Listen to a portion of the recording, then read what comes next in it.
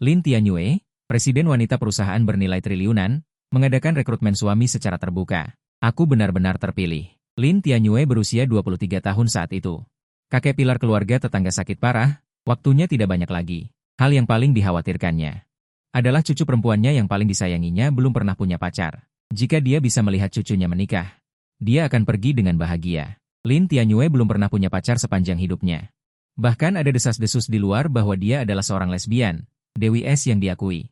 Jangan lihat dia yang sangat dingin kepada semua orang, termasuk orang tuanya sendiri. Hanya kepada kakeknya yang selalu menyayanginya dia sangat berbakti.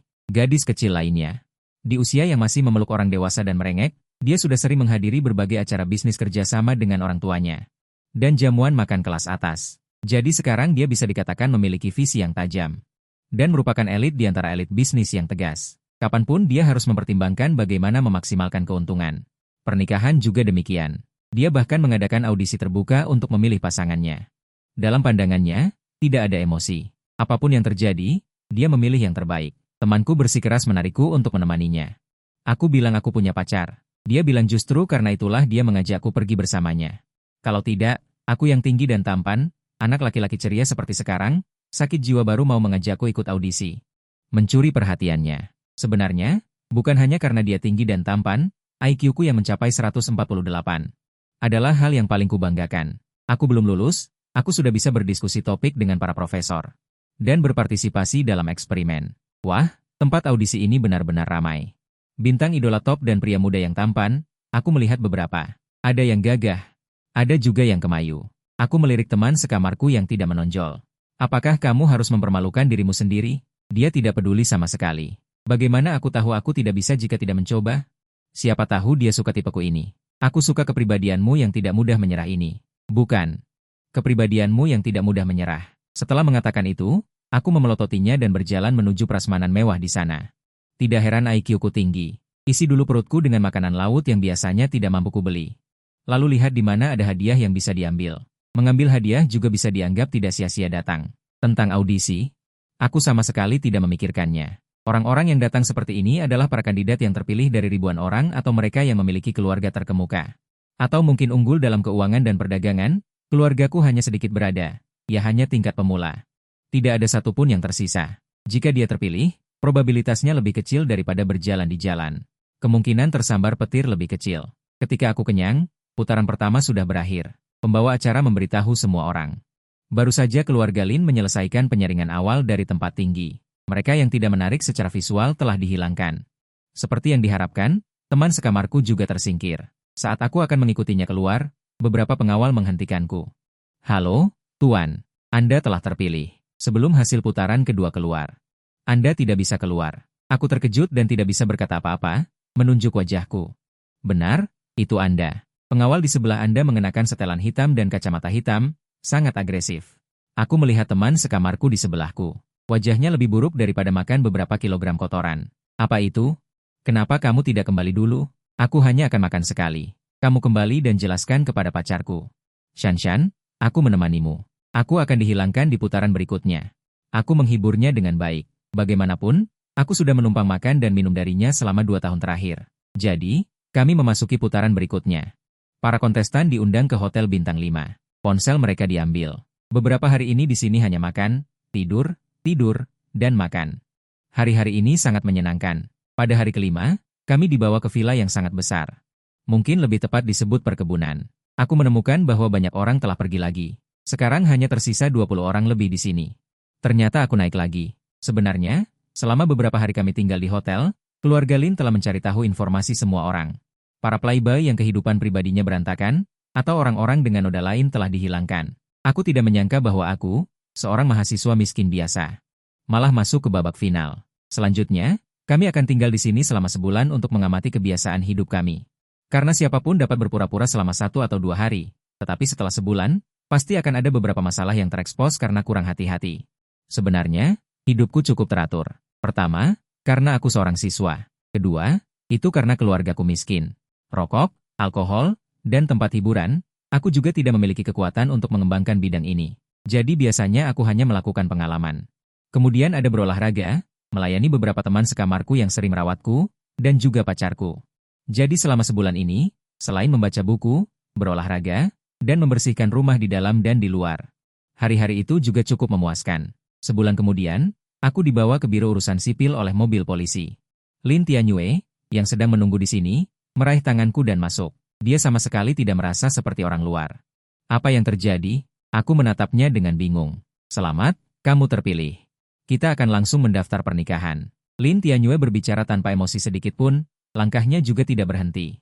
Menarikku terus masuk ke dalam. Bercanda, aku punya pacar. Awalnya aku datang menemani temanku. Kalian salah orang. Aku terseret dengan terhuyung-huyung. Aku melepaskan tangannya dengan paksa. Dia memberiku sebuah ponsel. Sekarang kamu tidak punya pacar, kan? Kedepannya kamu juga tidak membutuhkan teman. Proyekmu di sekolah juga tidak perlu dilanjutkan. Kedepannya di rumah, jadilah istri yang baik dengan patuh.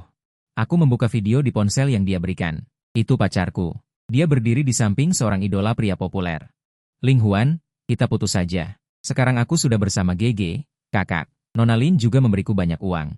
Dia juga berjanji akan membantuku debut. Setelah berbicara, dia dan idola pria di sampingnya berpelukan dan berciuman mesra. Aku menatapnya dengan marah. Kenapa menatap? Aku tidak lebih kuat darinya 10.000 kali lipat?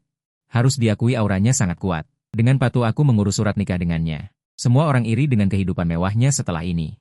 Tapi bagiku, ini hampir seperti di penjara. Setelah mengurus surat nikah, saat kakeknya masih sadar, kami mengadakan pernikahan yang meriah. Saat malam pertama, aku baru tahu dia memiliki fobia kebersihan yang sangat parah.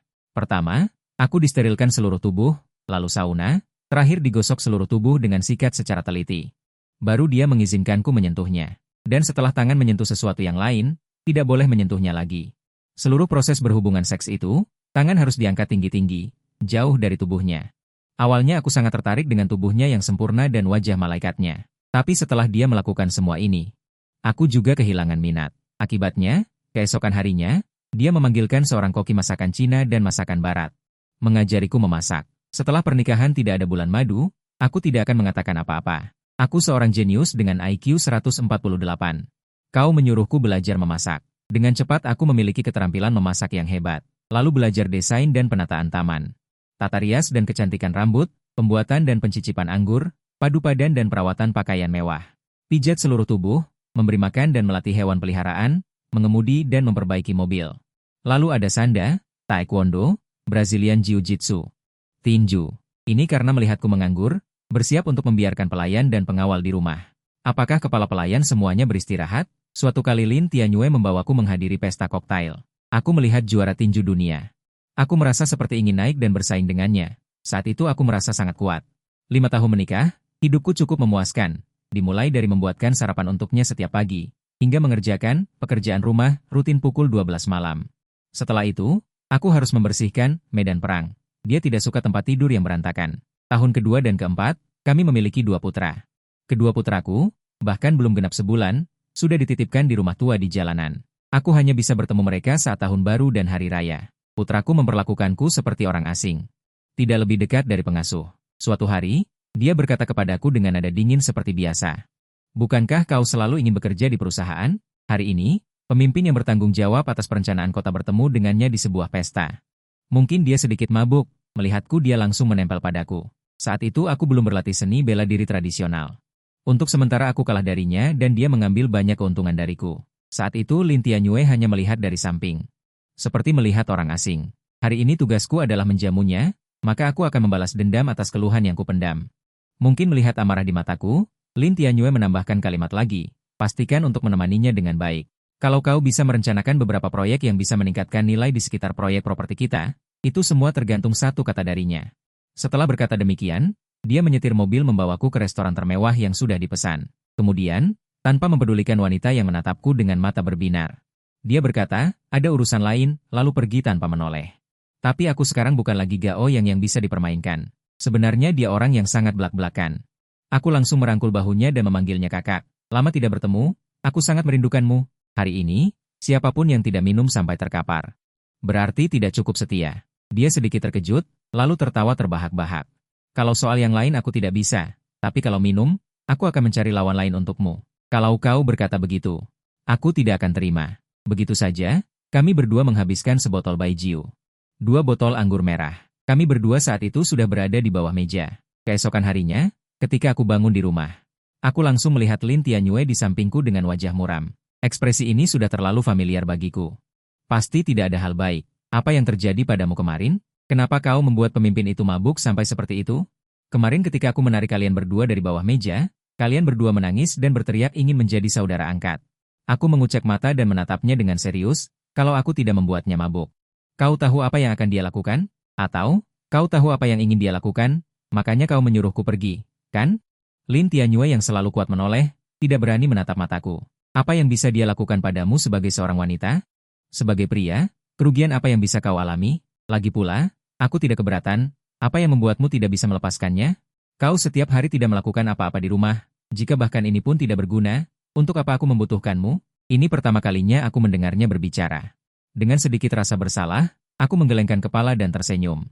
Ya, Lin Zong tidak keberatan. Apa yang membuatku tidak bisa melepaskannya? Setiap hari aku bangun jam 6 di rumah. Sampai jam 12 malam, apakah ada ibu yang tidak melakukan apa-apa seperti itu?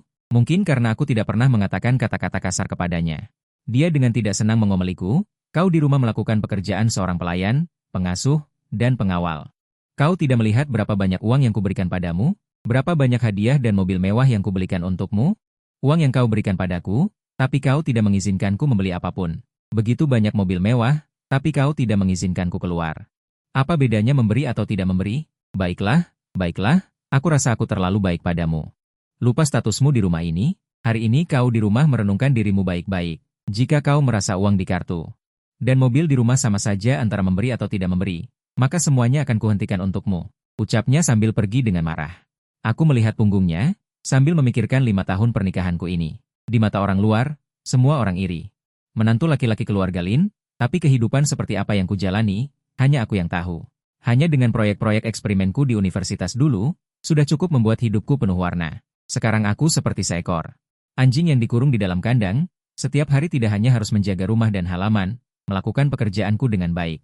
Biasanya juga harus menyenangkan pemiliknya agar mereka bahagia. Aku berpikir sepanjang hari dan tidak mengerti.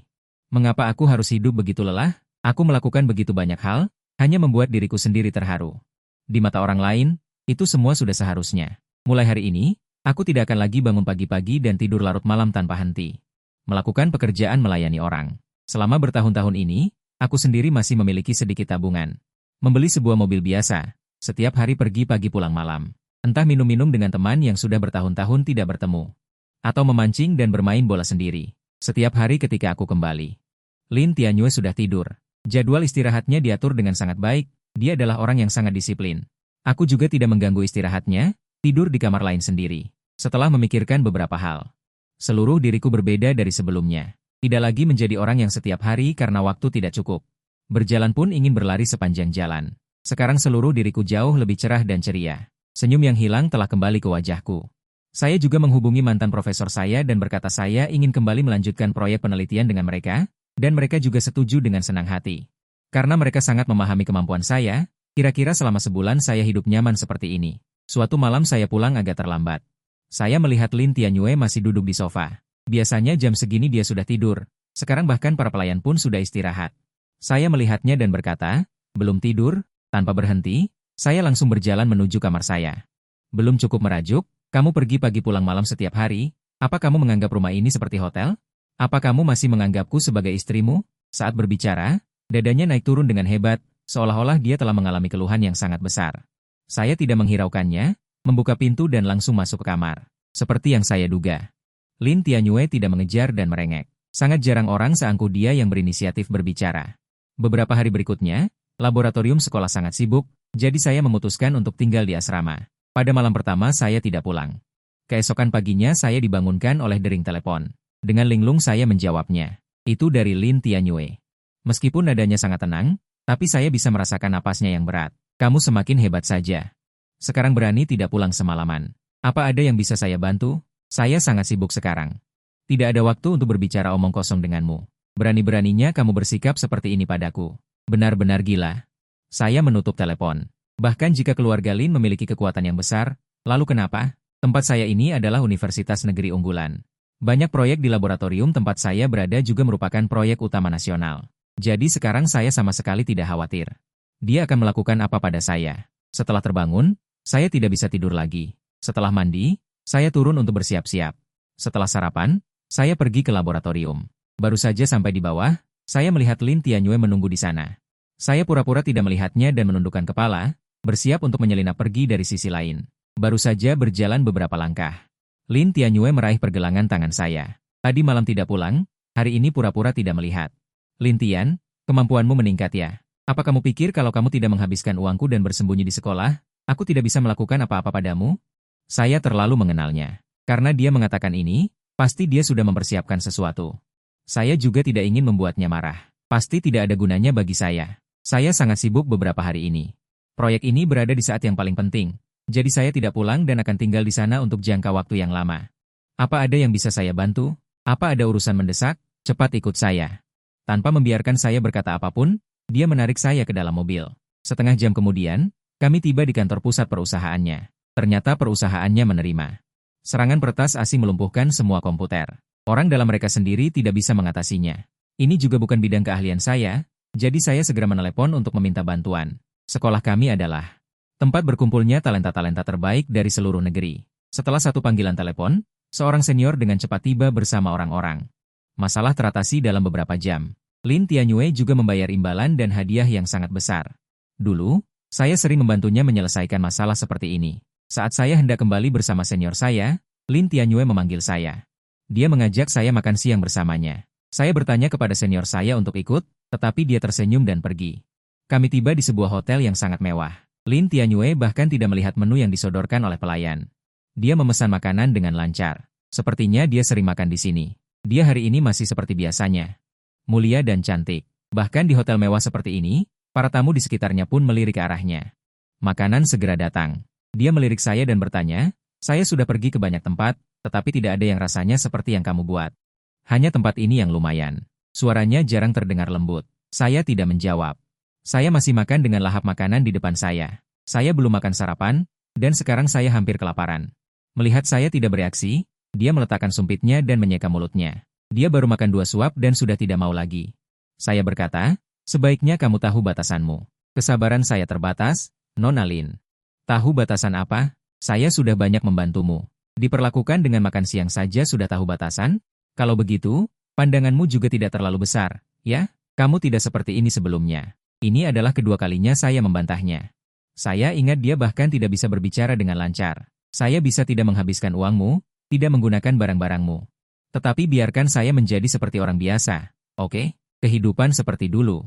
Saya tidak ingin menjalaninya sehari pun. Dia orang yang cerdas, saya tidak perlu mengatakannya terlalu jelas. Namun, dia tetap menolak dengan wajah tanpa ekspresi. Tidak bisa. Keluarga Lin punya aturannya sendiri. Orang sepertimu tidak pulang dan masih bekerja di luar. Jika orang lain tahu. Lalu di mana akan diletakkan wajah keluarga Lin? Setelah mengatakan itu, dia berdiri dan menatapku dengan acuh tak acuh. Aku memberimu waktu 3 hari. Selesaikan semuanya dengan patuh dan pulanglah. Dia tidak melanjutkan, tetapi pasti tidak akan melakukan sesuatu yang bermanfaat bagi tubuh dan pikiran saya. Melihat punggungnya yang pergi, saya juga tidak menganggap serius kata-katanya. Saya tidak mudah ditakut-takuti. Saya akan tinggal di sekolah selama beberapa hari ini dan tidak keluar. Apa yang bisa kamu lakukan padaku? Kenapa aku tidak percaya? Apa kamu berani masuk dan menangkapku? Setelah makan, aku pergi membeli beberapa kebutuhan sehari-hari dan membawanya kembali ke asrama. Biasanya sulit untuk keluar. 3 hari berlalu dengan cepat. Karena aku sibuk menangis di laboratorium, aku tidak memikirkan hal ini. Suatu hari saat makan siang, kakak senior yang membantuku di perusahaan Lin Tianyue datang ke kantorku dengan tergesa-gesa. Xiao Lin, ada sesuatu yang ingin aku minta tolong.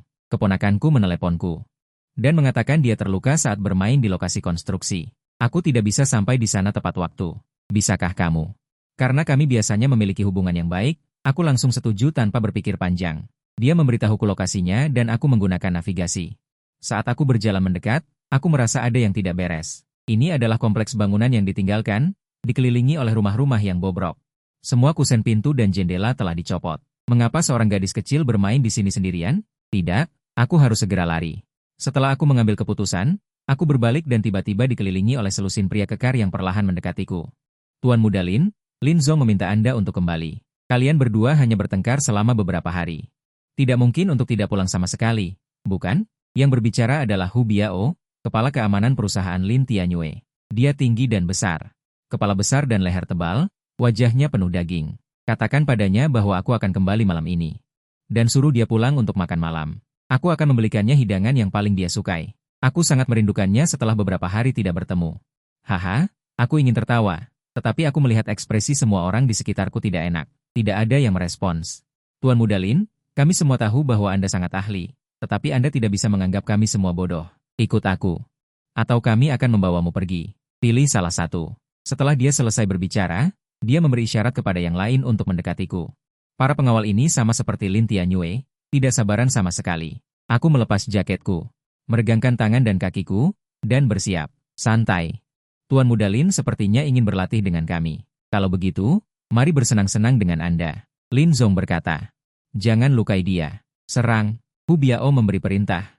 Dan yang lainnya mulai bertindak. Aku tidak berlatih seni bela diri hanya untuk bersenang-senang. Mengalahkan para penjaga ini seperti bermain game.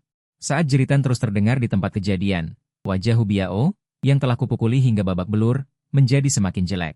Dia buru-buru menelepon Lin Tianyue. Ketika dia menutup telepon, matanya jelas menunjukkan kepercayaan diri. Saudara-saudara, Lin Zong mengatakan lagi, pukul sampai tidak bisa mati saja. Saudara-saudara, Lin Zong berkata lagi, asalkan tidak sampai mati. Intinya adalah membawa orang itu kembali. Begitu dia selesai berbicara, apakah kamu tidak mau mengambil keuntungan di depan mata? Tidak kusangka si brengsek Hu Biao itu ternyata membuatku marah. Selalu saja mereka mengandalkan nama keluarga Lin untuk berbuat sesukanya di luar. Kapan mereka pernah dipukul? Kau terlalu percaya diri. Manajer Lin berkata dia ingin memberinya pelajaran. Saudara-saudara, jangan berhenti, terus pukul. Pada akhirnya, kedua lenganku patah, lalu mereka menyeretku kembali. Ketika aku sampai di rumah, Lin Tianyue belum pulang. Mungkin Hu Biao telah melaporkan situasinya kepadanya. Begitu aku masuk, tim medis pribadi keluarga Lin sudah menunggu lama. Tak lama kemudian, lukaku sudah ditangani dengan baik, lenganku juga digips. Saran yang mereka berikan adalah beristirahat di rumah selama 3 bulan, jangan melakukan aktivitas berat. Lalu mereka meninggalkan seorang perawat muda untuk menjagaku. Malamnya, Lin Tianyue pulang dan melihatku terbaring di tempat tidur. Mungkin aku salah lihat. Aku bahkan melihat ekspresi kasihan sesaat di wajahnya. Ekspresi itu menghilang dalam sekejap mata. Sepertinya aku memang salah lihat. Aku sudah memperingatkanmu, tapi kamu tidak mendengarkan. Kamu melawan ketika mereka membawamu kembali. Kamu tidak akan patuh jika tidak merasakan kesulitan. Sambil berkata begitu, dia menyerahkan kotak bekal kepada perawat kecil. Ini adalah makanan bergizi yang kupesan khusus untukmu di Hotel Bintang 5. Selama masa pemulihan, makanlah makanan yang ringan. Biarkan dia memberimu makan. Perawat kecil itu mengambilnya. Lalu menyuapiku sedikit demi sedikit. Aku benar-benar kecewa pada Lin Tianyue sekarang. Aku melihatnya seperti orang asing. Saat ini, aku harus memulihkan diri dulu. Aku tidak berminat untuk menghabiskan makananku. Selama ini, Lin Tianyue terus mengawasiku di samping. Namun, aku tidak memberinya tatapan sama sekali. Melihatku begitu dingin, dia tidak mengatakan apapun lagi untuk memprovokasiku. Dia berkata kepada perawat kecil, jaga dia baik-baik, lalu keluar. Perawat kecil ini bernama Su Xingyan. Dia baru saja direkrut oleh keluarga Lin tahun ini. Tubuhnya tinggi semampai, tetapi wajahnya sangat polos. Wajah itu seperti cinta pertama semua pria. Awalnya aku akan segera pingsan, kedua lenganku sakitnya menusuk-nusuk. Melihat wajahnya yang polos dan senyumnya yang manis, aku merasa sakitnya sedikit berkurang. Su Xingyan sangat pandai merawat orang. Dia tidak hanya berwajah manis, suaranya juga sangat merdu. Ditambah lagi, dia berada di usia yang polos, memberikan kesan yang sangat energik. Karena kedua tanganku tidak bisa bergerak. Dia harus memandikanku, menyuapiku, dan melakukan semua hal yang tidak bisa kulakukan. Aku merasa aku dan dia sangat cocok untuk berbicara. Aku juga selalu bisa membuatnya tertawa sangat bahagia. Manusia dan manusia paling takut dibandingkan. Seseorang yang merawatmu dengan sangat baik, dan setiap hari punya banyak hal untuk dibicarakan denganmu. Orang lain yang setiap hari kau rawat dengan sangat baik. Ekspresinya seperti aku berutang padanya jutaan dolar. Perbandingan ini membuatku sangat sedih. Istriku yang sudah menikah selama 6 tahun. Tidak sebaik seorang perawat kecil yang peduli. Sekarang setiap hari Lin Tianyue pulang, dia harus membawakanku hadiah kecil.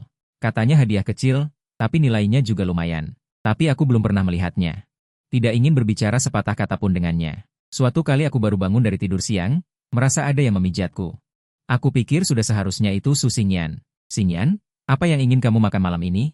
Tangan kananku sudah pulih dengan baik. Hidangan pertama yang kulakukan setelah kembali ke dunia kuliner ini akan kubuat untukmu. Menunggu beberapa saat tidak ada jawaban. Hanya saja kekuatan pijatan di bahu semakin kuat. Kenapa tidak bicara? Xingyan, apakah ada sesuatu yang membuatmu tidak bahagia? Begini saja, kamu istirahat dulu. Aku akan membuatkanmu sesuatu yang enak. Lalu sore aku akan membawamu ke taman laut. Jalan-jalan sebentar, oke? Sambil berkata begitu, aku berbalik turun dari tempat tidur. Setelah melihat dengan jelas wajah orang di sampingku. Aku sangat terkejut hingga hampir tidak bisa berdiri tegak. Aku berusaha menenangkan diri sealami mungkin. Kenapa kamu di rumah siang-siang begini? Suara bicaraku terdengar agak lemah. Orang yang memijatku adalah istriku, Ling Tianyue. Wajahnya sangat cerah. Di matanya sepertinya ada sesuatu yang berkilauan. Seharusnya bukan air mata. Aku hanya pernah melihatnya menangis sekali. Itu pun saat pemakaman kakeknya yang paling dia cintai. Kenapa aku di rumah mengganggu kalian? Xingyan, Xingyan. Panggilannya sangat mesra. Wajah Ling Tianyue suram hingga hampir meneteskan air. Dia mengepalkan tinjunya dengan erat. Seolah-olah detik berikutnya akan ada orang yang celaka. Karena sudah begini, maka aku akan menyerah saja. Kedua lenganku dipatahkan oleh orang-orang istriku. Tidak ada yang peduli, tidak ada yang bertanya. Hanya orang ini yang peduli padaku. Kenapa aku tidak bersikap baik padanya? Lalu aku menatapnya dengan serius dan berkata, Ling Tianyue, aku benar-benar sudah muak dengan kehidupan seperti ini. Mari kita bercerai. Ling Tianyue mendengar ini, otaknya seperti disambar petir. Tiba-tiba menjadi kosong. Bukannya dia tidak bisa hidup tanpaku.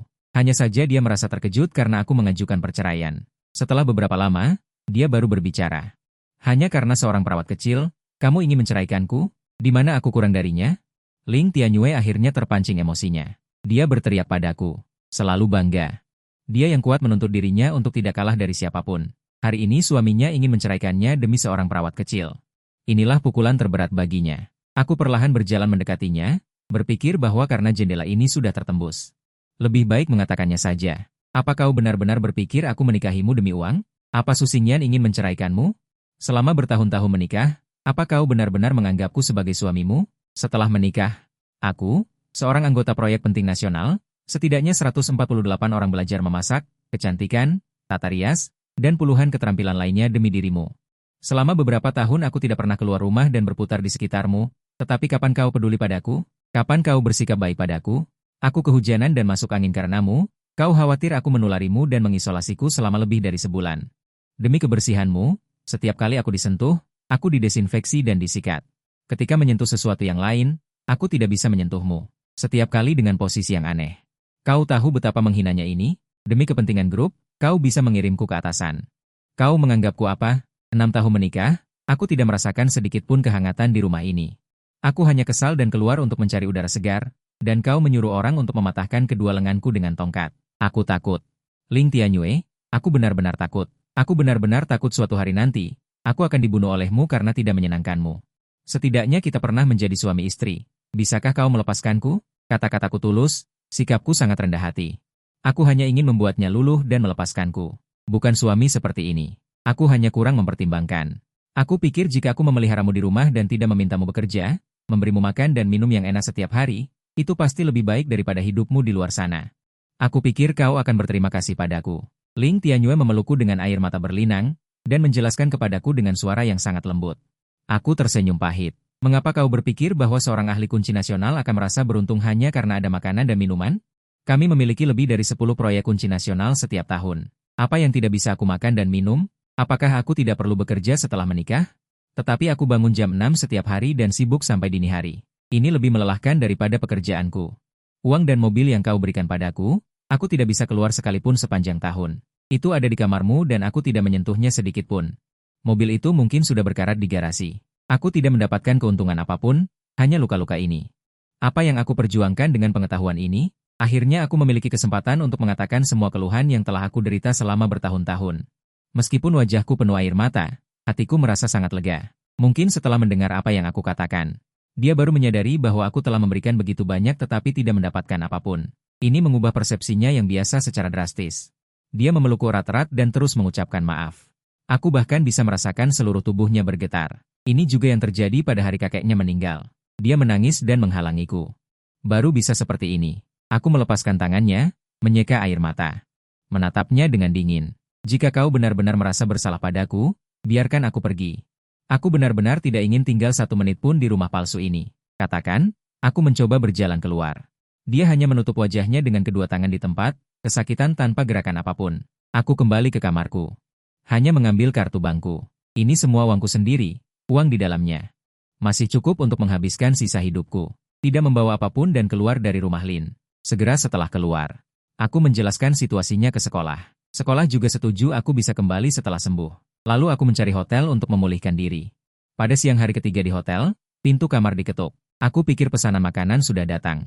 Membuka pintu, aku terkejut dengan pemandangan di depan mata. Di lorong di luar kamar, selusin orang duduk di kursi roda, tangan dan kaki mereka semua dipatahkan.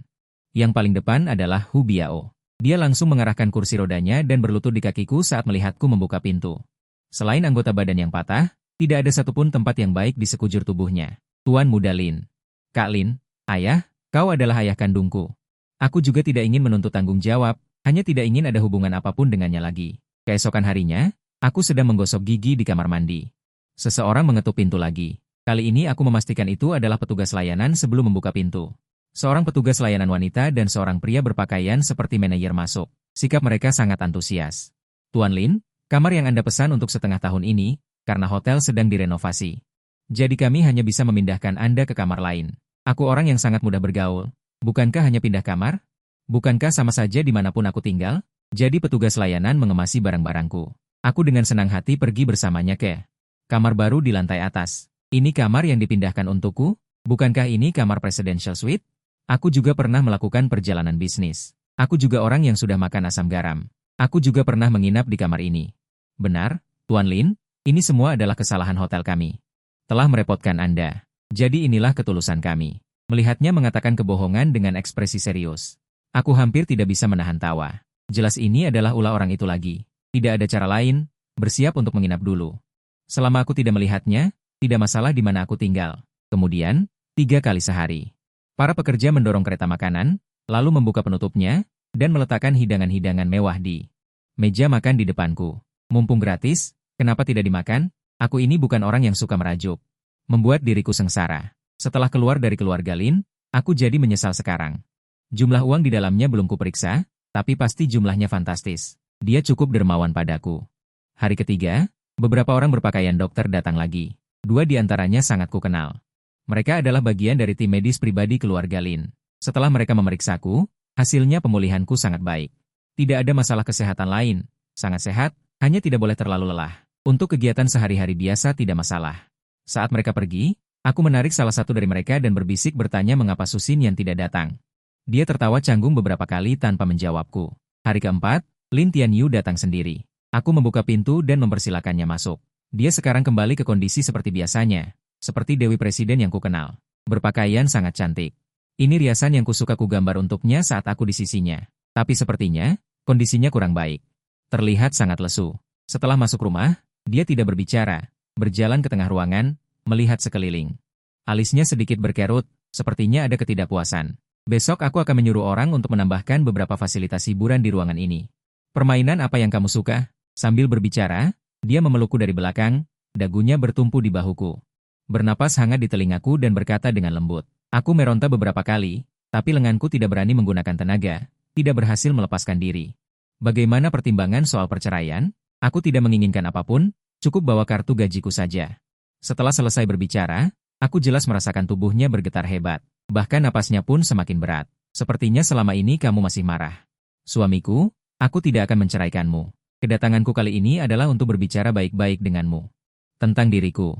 Melalui penjelasannya, aku baru tahu bahwa nona besar keluarga Lin. Meskipun di mata orang luar adalah sosok yang tinggi dan dipuja, tetapi dia juga memiliki rahasia yang tidak diketahui orang lain. Lin Tianyu, kedua orang tuanya berasal dari keluarga kaya. Pernikahan mereka juga adalah kebutuhan perjodohan antar keluarga kaya, tidak ada perasaan sama sekali. Ibunya hidup bersama pacar impiannya, dan ayahnya lebih hebat lagi, setiap hari bersama wanita yang berbeda. Jadi, sebelum menikah denganku, Lin Tianyu sangat menentang pernikahan. Kalau tidak, dia tidak akan sampai tidak punya pacar. Jangan lihat dia lahir di keluarga kaya, tapi sejak kecil, selain kakeknya, dia tidak merasakan cinta dari siapapun. Ayah dan ibu memiliki keluarga kecil masing-masing, pada dasarnya tidak menyukai satu sama lain. Jadi, dia adalah putri yang benar-benar sah. Bahkan putri haram mereka tidak disukai orang tua mereka, jadi sejak kecil dia merasa tidak bisa mengandalkan orang lain, hanya uang. Kekuasaan dan karir adalah yang bisa mengikutinya seumur hidup, jadi sejak kecil, dia selalu memanfaatkan semua orang. Dia baik kepada orang lain karena dia bisa memanfaatkan orang lain baik kepadanya karena orang lain bisa memanfaatkannya, sampai saat dia menikah denganku. Dia masih merasa bahwa caranya ini benar, perasaan hanya akan memengaruhi kecepatan dia menghasilkan uang, tetapi bagaimanapun juga manusia memiliki perasaan. Bukan batu es yang dingin dan keras, terutama dalam beberapa tahun terakhir ini aku berada di sisinya, merawatnya dengan sangat baik. Tanpa terasa membuatnya merasakan apa itu kehangatan keluarga. Yaitu tidak peduli jam berapa dia pulang, di rumah selalu ada seseorang. Semangkuk sup dan setangkai lampu menunggunya. Saat dia merasa susah karena urusan pekerjaan, ada orang yang akan memeluknya. Membimbingnya, mendukungnya, saat dia bahagia ada seseorang. Akan menemaninya bahagia, merayakan, dan gila bersama. Ketika kamu memiliki kehangatan keluarga seperti ini, kamu tidak akan merasa ada yang istimewa, tetapi begitu kamu kehilangannya, perasaan itu akan semakin terasa. Setelah lelah seharian pulang ke rumah, pelayan tidak akan menyiapkan apapun untukmu. Hanya akan bertanya apa yang kamu butuhkan. Setelah lelah seharian juga tidak akan menunggunya, membuatkan semangkuk sup untuk diminum. Saat merasa susah karena pekerjaan, berbaring di tempat tidur sendirian akan semakin merasa tidak berdaya. Jika biasanya aku yang memiliki IQ setinggi ini, selalu bisa memikirkan cara yang baik untuknya. Saat bahagia, hanya bisa pergi ke balkon untuk melihat bulan. Kakek sudah meninggal, ayah dan ibu tidak ada di sisi. Tidak mungkin kan mengajak pelayan bernyanyi dan menari bersama. Pelayan itu sangat dingin. Dia tidak bisa melakukan hal seperti itu. Jadi saat aku tidak ada, dia tidak sehari pun tidak memikirkan kebaikanku. Memang seperti itu, semakin kamu memikirkan seseorang, semua kebaikannya akan diperbesar tanpa batas. Suamiku, sekarang aku setiap hari memikirkan kebaikanmu, aku bahkan merasa sudah tidak bisa hidup tanpamu. Tatapan Lin Tianyue sangat tulus, aku tahu semua yang dia katakan adalah benar, karakternya yang sombong. Juga tidak akan melakukan hal yang berbohong untuk menyenangkan orang lain. Tetapi setelah mendengarnya, aku tidak hanya tidak tersentuh. Tetap menatapnya dengan tatapan dingin. Lin Tianyue, apakah kenanganku tentangmu? Tidak ada sedikit pun perasaan tersentuh. 6 tahun pernikahan ini, yang paling membuatku tersentuh adalah putra yang kamu lahirkan untukku. Aku masih ingat dia saat itu kecil, saat digendong terasa lembut. Pertama kalinya aku menjadi ayah. Bagaimanapun aku menciumnya tetap tidak cukup, tetapi putraku baru berusia 1 bulan. Dibawa oleh ayahmu ke rumah tua, katanya kamu sibuk kerja tidak ada waktu mengurus anak, tidak boleh dia ikut aku belajar jadi orang miskin. Jujur saja, selama aku meninggalkanmu, aku hanya merasakan kelegaan. Aku tidak akan kembali lagi, aku mohon lepaskan aku. Selama beberapa tahun ini, aku tulus padanya. Jika hanya karena uangnya, aku akan seperti orang-orang bodohnya, bekerja sesuai bayaran. Dia juga tidak akan merasakan kehangatan apapun. Cahaya di mata Lin Tianyue semakin redup saat aku terus berbicara. Hingga akhirnya menggelengkan kepala dan tersenyum pahit. Aku selalu berpikir, uang dan kekuasaan adalah tujuan tertinggi yang dikejar seseorang. Sebelum aku datang hari ini, aku masih merasa, selama aku memberimu kompensasi yang cukup, kamu akan kembali padaku seperti dulu. Tapi sayang, aku tidak akan menceraikanmu. Sisa hidupku, aku akan merebutmu kembali. Dikatakan bahwa dia pergi sambil menangis. Mulai hari ini, Lin Tianyue tidak pernah lagi mengancamku dengan caranya. Ketika aku kembali bekerja di laboratorium sekolah, dia bahkan menyumbangkan 20 juta peralatan dan dana. Untuk laboratorium kami, dia membuka dapur kecil secara terpisah, setiap hari meminta koki untuk memasak khusus untuk kami. Dia juga sering datang ke tempat kami untuk bercanda dengan semua orang, mengatakan bahwa aku masih muda. Harus lebih diperhatikan. Aku bisa merasakan dia berbeda dari sebelumnya. Tidak dingin pada semua orang. Dia juga bisa mengobrol dengan semua orang dengan gembira. Tapi aku tidak ingin kembali ke kehidupan seperti dulu lagi. Karena hatiku sudah menyukai wanita lain, yaitu Susinyan. Saat aku terluka, dia merawatku dengan sangat telaten, membuatku yang semula. Hati yang sudah dingin perlahan menghangat kembali. Jadi sekarang, setiap kali aku melihat Lin Tianyue, aku ingin membicarakan perceraian dengannya. Dia tidak mengatakan apapun, hanya diam-diam mengeluarkan makanan yang dibawanya, dan meletakkannya di atas meja. Atau mengenakan pakaian yang dibelinya untukku. Aku membuang semua makanan ke tempat sampah, pakaian dan hadiah. Juga langsung melemparnya ke lantai. Setiap kali dia menangis dan lari karena marah. Mungkin karena aku sudah lama tidak bertemu Susinyan. Waktu pulang kerja, tanpa sadar aku mengendarai mobil ke bawah apartemennya. Kebetulan Susinyan sedang berada di luar, seperti sedang menunggu seseorang. Aku dengan cepat melihat ke kaca mobil dan merapikan kerah bajuku. Turun dari mobil dan berlari ke arahnya. Tiba-tiba, sesosok bayangan lebih cepat dariku, menerjang ke tubuhnya. Aku mengucek mata. Baru melihat dengan jelas, ternyata seorang pemuda yang tampan sedang memeluknya erat. Kata-kata manis yang mereka ucapkan ku dengar dengan jelas, padahal aku berada di dekat mereka.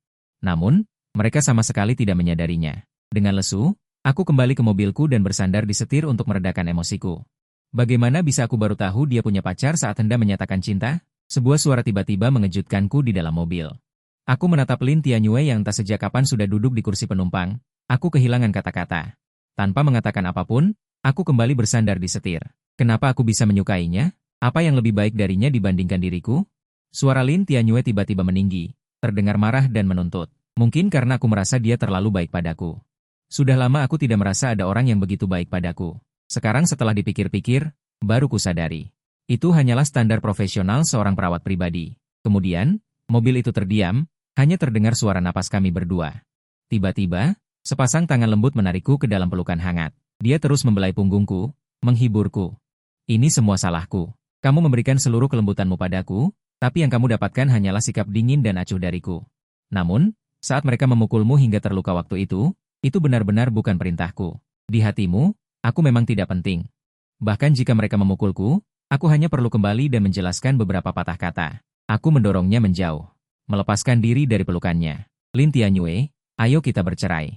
Aku bersumpah seumur hidupku tidak akan pernah kembali ke rumah itu lagi.